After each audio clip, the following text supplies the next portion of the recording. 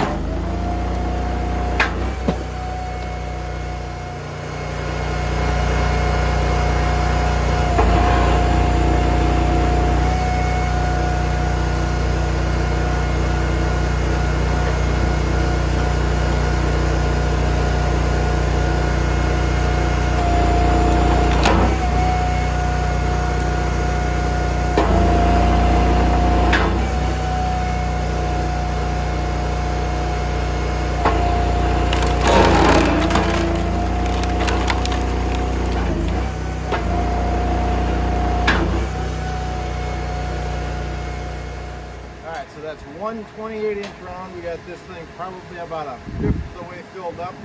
This is a smaller 275-gallon tote.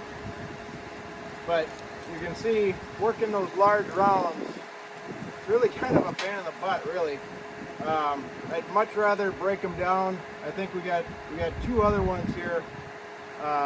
One's not going to go through this box wedge very nice. Probably 10 or 12 inches at most. I think we'll use the single wedge or something else to break that down. Make kind of smaller chunks. I have had some success bagging firewood bundles with 12-inch pieces, and they go in the short way into the bag versus the long way. So we'll probably get that cut up here in the next day or two. Today's Sunday as we're recording this, so. And then I've got that other 16-inch round that was our first cut with the 36-inch bar.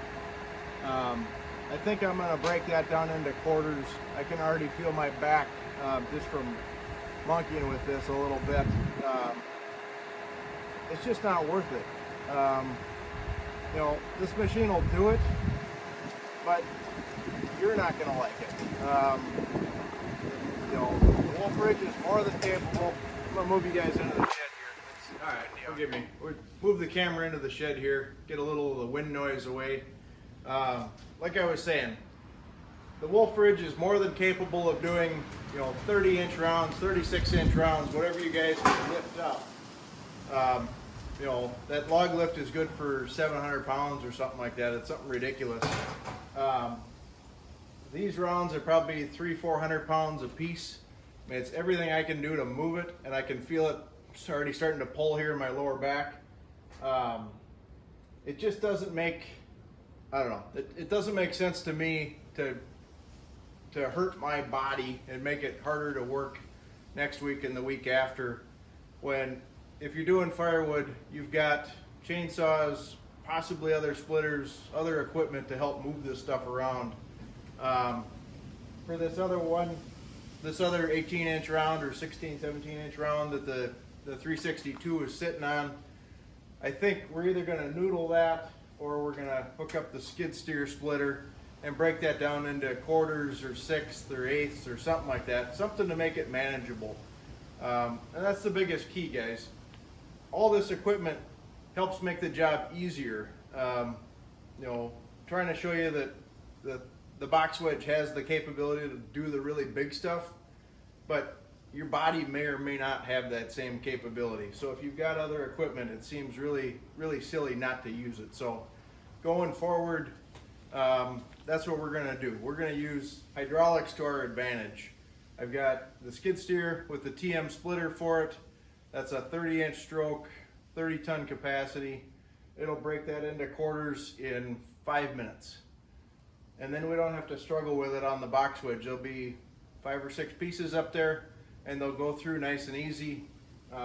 You did see there, we created a fair amount of trash with that bigger piece going through, mainly because you can't move it to adjust it. Wherever it's sitting there is basically how it has to go through the wedge. If I had a smaller piece or a triangle or something, you could pick it up and kind of shimmy it and set it where you wanted it to, run it through, and I think you'd be better for it. So anyhow, those are just some of my observations, but yeah, going forward, we're going to be using all the hydraulics that we have available. That goes for this Kubota as well. The box wedge machine, the 35 SHO, or that platform, I'm going to assume, is pretty darn heavy regardless. I'm pretty sure this thing's got a weight, and we'll do that in an upcoming video too, run this thing over the scale. I am kind of curious where it scales out. I'm going to guess it's 2,500 pounds. So yeah, you can move it, sort of. If you're on flat concrete, you probably have a lot better odds than me moving it through this gravelly mud with bark and everything else on the ground. You can nudge this thing, but that's about it.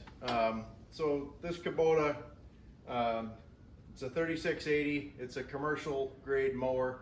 It's what your municipalities would be using. you know, this pulls this thing around like it really isn't even there. It's probably not meant to tow anything, but it works. It beats getting a truck connected to it or grabbing my wife's Pathfinder and kind of monkeying with that. I care less about this than wrecking a nice vehicle. So not to say I don't care about this, but this is a lot harder to break. So anyhow, hope you guys enjoyed this. If you haven't already, please subscribe, smash that like button down below, and leave me a comment. Let me know how you think this thing did on the big 28-inch ash. And then two, assuming that this 362 with the 36-inch bar is all in the same video, let me know if you've ever done something like that just to get by. So anyhow, we'll talk to you guys later. Have a great day around the yard.